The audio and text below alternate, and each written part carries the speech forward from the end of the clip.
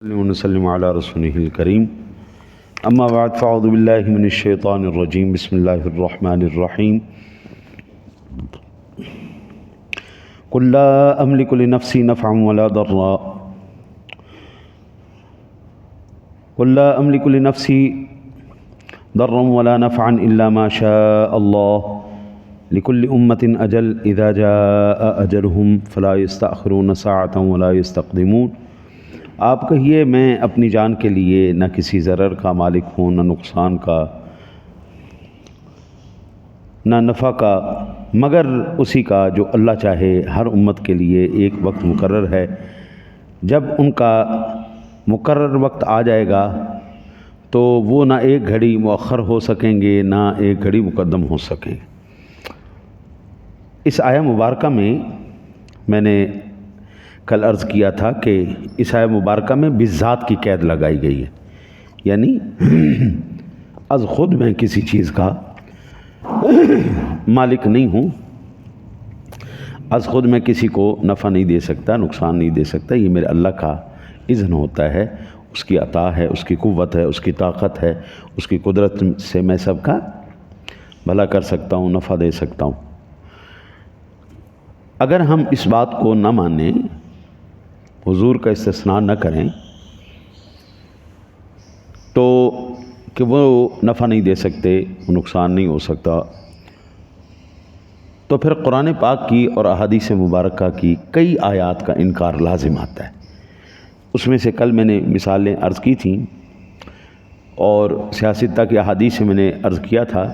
آج ایک اور حدیث پاک میں آپ کی عرض میں حضرت سہل بن سعد رضی اللہ تعالیٰ عنہ یہ روایت بیان کرنے والے ہیں، اور یہ روایت صحیح بخاری شریف میں بھی ہے اور صحیح مسلم شریف میں بھی ہے، دونوں مقام میں۔ اس کے علاوہ بھی اور کتابیں ہیں، لیکن یہ مشہور معروف کتابیں ہیں احادیث کی، اس لیے ان کا حوالہ میں نے عرض کیا ہے۔ حضرت سہل بن سعد رضی اللہ تعالیٰ عنہ بیان کرتے ہیں کہ خیبر کا دن تھا،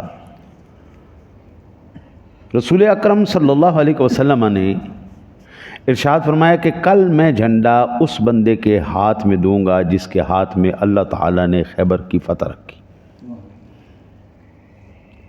وہ اللہ اور اس کے رسول سے محبت کرتا ہے، اللہ اور اس کے رسول اس سے محبت کرتے ہیں۔ اب یہ اتنی بڑی خوشخبری کہ اللہ خیبر کی فتح اس بندے کے ہاتھ میں دے گا جس کو حضور جھنڈا عطا فرمائیں گے۔ اب ساری رات ہر ایک بندہ یہی تمنا کر رہا تھا کہ کاش میں وہ بندہ بن جاؤں۔ ہاں جی، میں ایک مثال دیتا ہوں۔ ہم یہاں پر جتنے افراد بیٹھے ہیں، کوئی بندہ کہے جی یہاں پر 5 ایسے افراد ہیں، ان کو میں حج اور عمرہ کروانا چاہتا ہوں۔ اب کون سا ایسا بندہ ہے جو کہے گا میں نہیں جانا چاہتا؟ ہر ایک کی تمنا یہی ہوگی، کاش یہ سعادت مجھے مل جائے، کاش یہ سعادت مجھے مل جائے۔ حضرت امام الانبیاء علیہ الصلوۃ والسلام کی ذات گرامی نے جب اعلان فرمایا، ساری رات اسی اضطراب میں گزر گئی۔ جب صبح ہوئی تو نبی اکرم صلی اللہ علیہ وسلم کی ذات گرامی نے ارشاد فرمایا، بھائی علی کدھر ہے؟ علی نظر نہیں آ رہا۔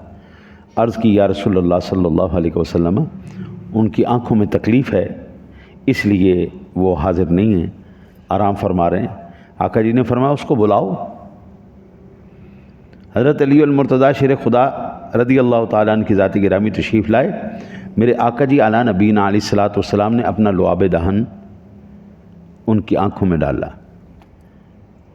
حضرت علی المرتضیٰ شیر خدا کرم اللہ وجہہ الکریم فرماتے جیسے ہی آقا جی نے لعاب دہن میری آنکھوں میں ڈالا، آنکھیں بالکل ٹھیک ہو گئیں، ایسا محسوس ہوتا تھا کہ کبھی یہ خراب ہوئی ہی نہیں۔ آپ نے حضرت علی المرتضیٰ شیر خدا کو جھنڈا عطا فرمایا اور عرض کی یا رسول اللہ، میں ان سے قتال کرتا رہوں گا حتیٰ کہ وہ ہماری طرح مسلمان ہو جائے۔ آپ نے فرمایا تم اپنی مہم پر روانہ ہو حتیٰ کہ تم ان کے علاقے میں پہنچ جاؤ، پھر تم ان کو اسلام کی دعوت دو، اور ان کو بتاؤ کہ ان پر اللہ تعالیٰ کے کیا حقوق ہیں، کیا حقوق واجب ہیں، اور اللہ کی قسم اگر اللہ تمہاری وجہ سے کسی ایک شخص کو بھی ہدایت دے دے تو یہ تمہارے لیے سرخ اونٹوں سے بھی بہتر ہے۔ یہ بخاری مسلم کی حدیث پاک ہے۔ اب ایمان سے بتائیں، آج 2025 آ گیا، 2025 میں کسی کا تھوک کسی کو نفع دے سکتا ہے؟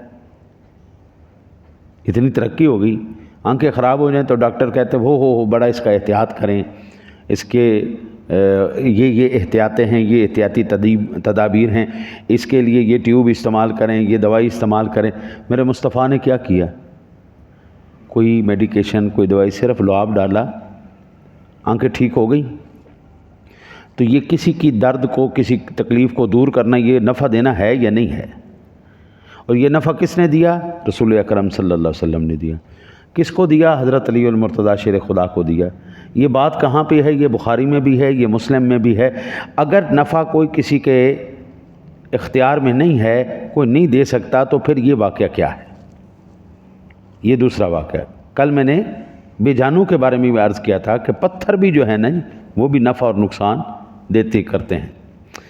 اچھا جی، اس سے اور مزید دلچسپ واقعہ، اور یہ واقعہ المعجم الکبیر کے اندر امام ابی نعیم نے دلائل النبوہ کے اندر اور مسند ابو یعلا کے اندر اور بے شمار محدثین نے اس کو نقل کیا۔ حضرت قتادہ بن نعمان رضی اللہ تعالی عنہ بیان کرتے ہیں کہ رسول اللہ صلی اللہ علیہ وسلم کو ایک کمان ہدیہ کی گئی جنگ احد کے دن۔ رسول اکرم صلی اللہ علیہ وسلم نے وہ کمان مجھے عطا فرما دی، جسے تیر چھوڑتے ہیں، وہ کمان مجھے عطا فرما دی۔ میں رسول اللہ صلی اللہ علیہ وسلم کی حفاظت کے لیے آپ کے سامنے اس کمان سے تیر چلاتا رہا تاکہ حضور کی حفاظت ہو سکے۔ کہتے ہیں اتنے تیر چلائے کہ وہ کمان ہی ٹوٹ گئی۔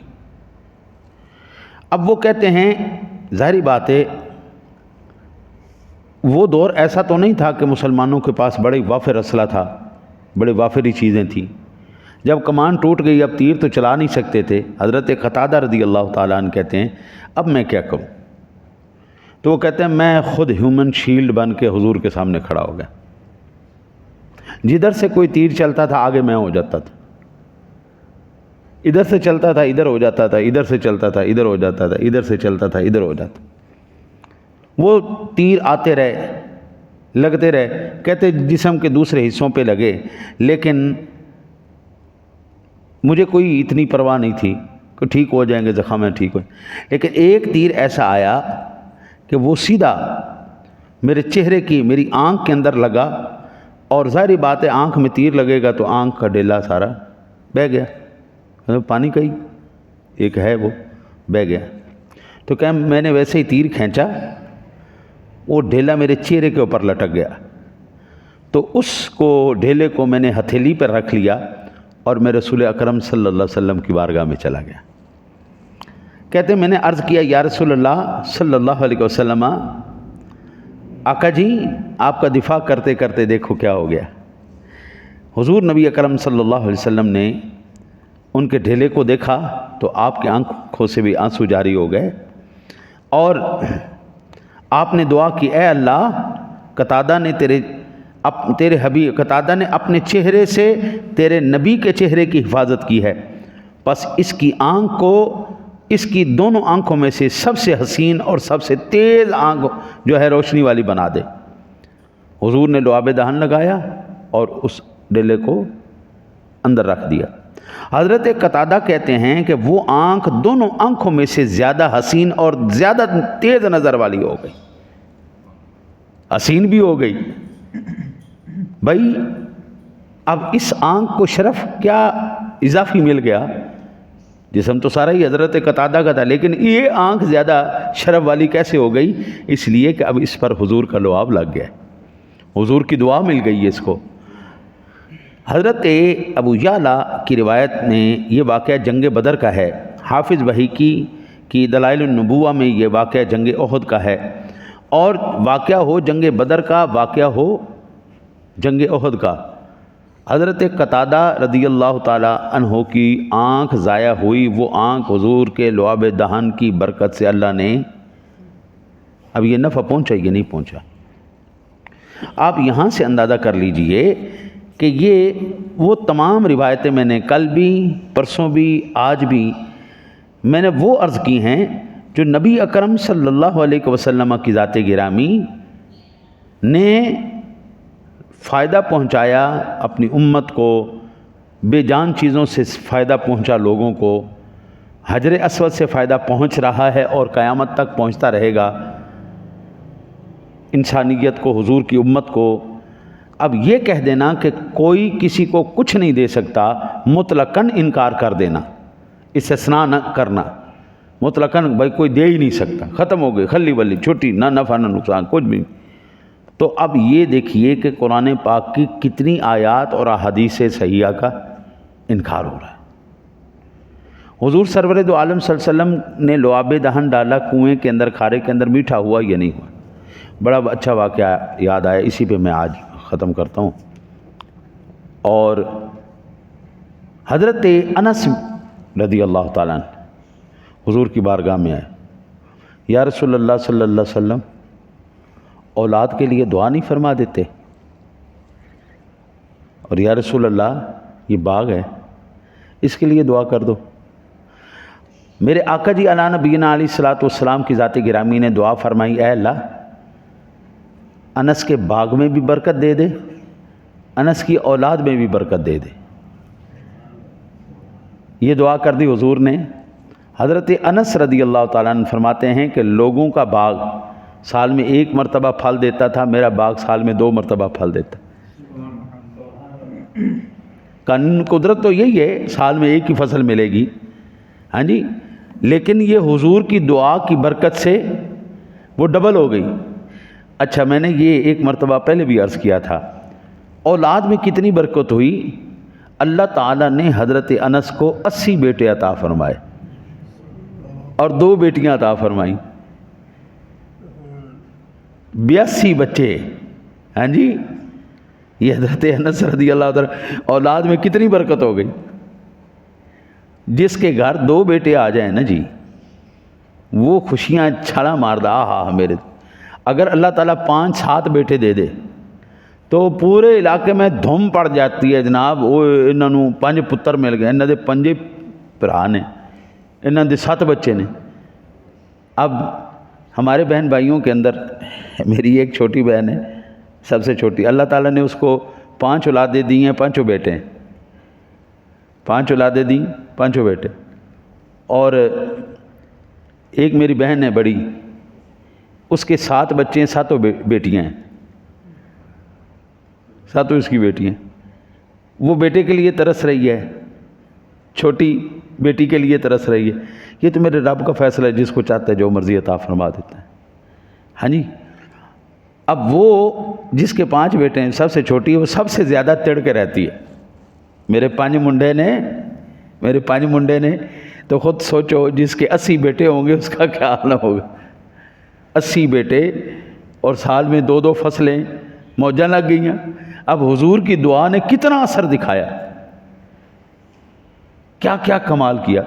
تو یہاں سے ہم کہتے ہیں کہ جذبات اور محبت اپنی جگہ، دلائل اپنی جگہ، اہل سنت دیوانے ہیں، مستانے ہیں، حضور پر جان نثار کرنے والے ہیں، لیکن اندھے نہیں ہیں، قرآن بھی جانتے ہیں، حدیث بھی جانتے ہیں۔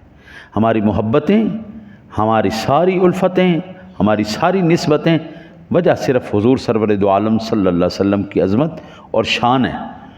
ہمارے علماء آج سے نہیں، صدیوں سے یہ دلائل دیتے آ رہے ہیں۔